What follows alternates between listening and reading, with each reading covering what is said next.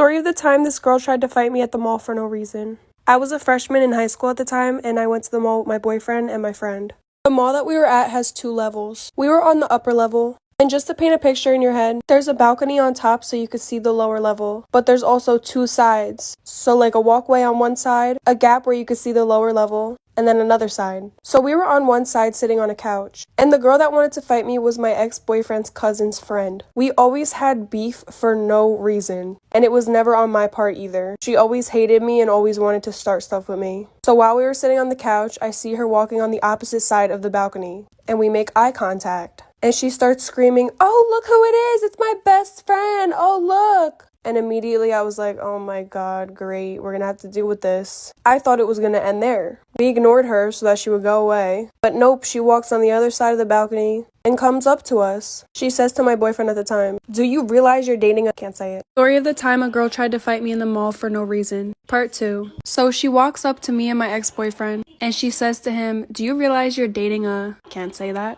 And my ex-boyfriend just looked at me and I didn't know what to say. Then the girl started getting really nasty and getting closer to my face. The only comeback I could think of is ghetto life. So I just kept saying that and it got her more and more mad. Until eventually she said she wanted to fight me. So she's over here causing a scene in the mall.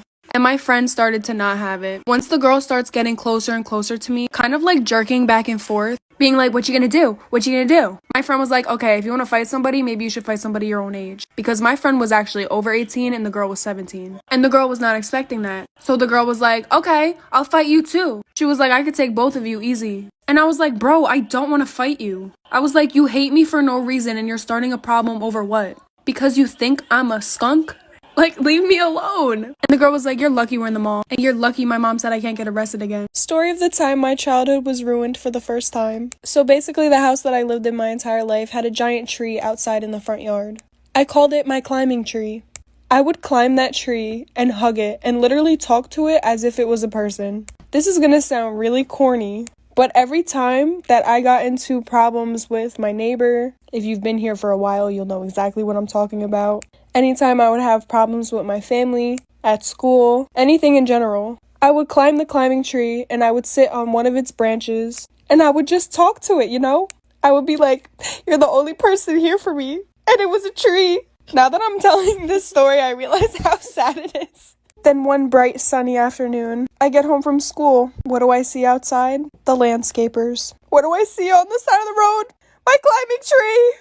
Story of the time my friend snuck out of her house to see a boy and I had to cover for her in front of her parents. So this was our freshman year of high school, which made us at that time 14. So my friend, we'll call her Kate, she was talking to this boy. And she would always tell me how she snuck out of her house to see him at night, to have relations of sorts. And one weekend she asked me to sleep over. She told me that she was planning on seeing him. And I was okay with it. I just didn't want to be in the awkward position of if she got caught. At the time, I don't know why I didn't see a problem with this. Probably because we were kids. But the guy that she was seeing was 23. So anyway, we go in her basement. She tells her parents that we were gonna watch a movie and then probably go to bed. So her parents go to sleep and we hung out for a few hours until she was ready to go out. She had a giant window in her basement that she would sneak out of. Before she left, she told me to go up to her room and to watch her get into his car. She told me that if her parents wake up, tell them that she's taking pictures of trees. Mind you, this is like 2 in the morning. So I'm watching through the window, and as she gets to the street, a huge white van pulls up, which concerned me. Story of the time I slept over my friend's house and she snuck out in the middle of the night to see a boy. Part 2. So I'm upstairs in her room looking at her window to make sure that she gets to his car. And a white van pulls up. Keep in mind, she told me that she's seen this guy before. So she starts running to the van.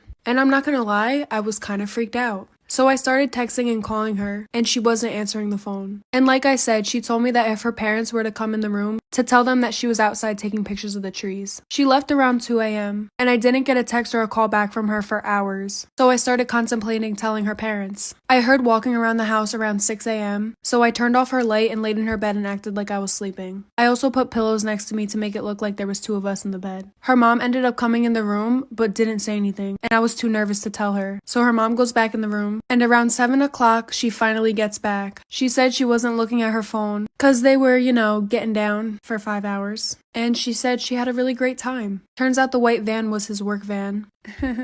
Girls, tell me about a time where your quick thinking probably saved your life. I'll go first. 2 years ago, I was walking my dog at the park and a man approached me and asked to take a picture of her.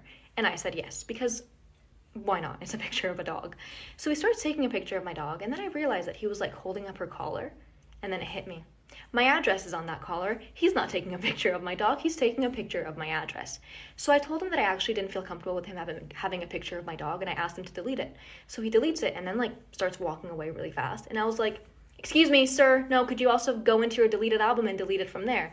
And he goes, "I don't have a deleted album." And I was like, "You have an iPhone. Everybody has a deleted album. Could you please delete the picture?" And he was like, "Sorry, I don't have a deleted album," and like keeps walking away. And keep in mind, this is like 2 PM in a park. Like there's other people around. So now I'm like chasing after him and I'm telling him, "Sir, I know you have the album. I will show you where the album is. Can you please go onto your phone so that we can delete the picture?" Oh, part two. I'm sorry for the delay. So I'm still chasing after him, and people at the park are like starting to look at us now because I'm chasing after him and I'm telling him to stop walking. And so he stops, and I tell him again to delete the photo from the deleted album, and he goes, "I don't have a deleted album." And I was like, "Yes, you do. Everybody does. It'll take 10 seconds. And he goes, "Fine." And he like goes on his phone and does something for a second. He goes, "There, it's gone." And I was like, "Could I see the deleted album just to make sure it's gone?" And he goes, "No, you can't look at my phone." And I was like, "I don't want to look at your phone. I just want to see the album just to make sure the picture is gone. That's it." And he goes, "No, you're not going to look at my phone."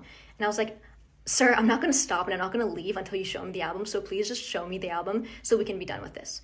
So he shows me the album. The picture was still there. So I made him delete it in front of my eyes. What if I hadn't noticed that he took a picture of my address?